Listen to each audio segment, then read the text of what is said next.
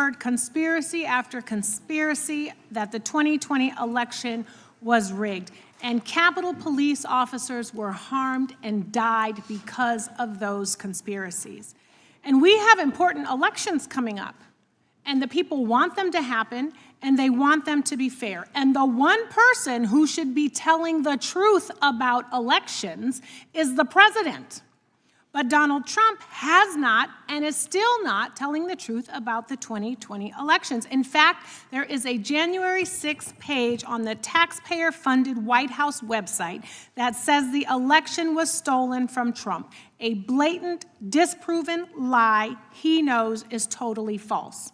So one of my Republican colleagues earlier brought up Trump's mind state, that he knew he lost, and he knew that what he was saying was untrue, but that you had no proof. So, Mr. Smith, what evidence did you develop to suggest Trump knew he had lost the 2020 election? We had evidence from a variety of sources, evidence from people who were close to Donald Trump and who he relied on, people who wanted him to win the election, people who were employed by his campaign to help him win the election.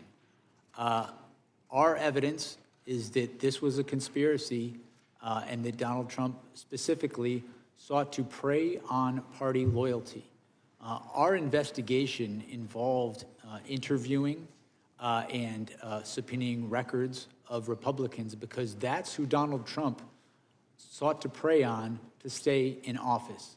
And the reality is certain people refused to do that. The vice president refused to go along with that. People in various states' legislatures refused to go along with that. And the reality is that if we took this case to trial, a good number of our witnesses would be Republicans.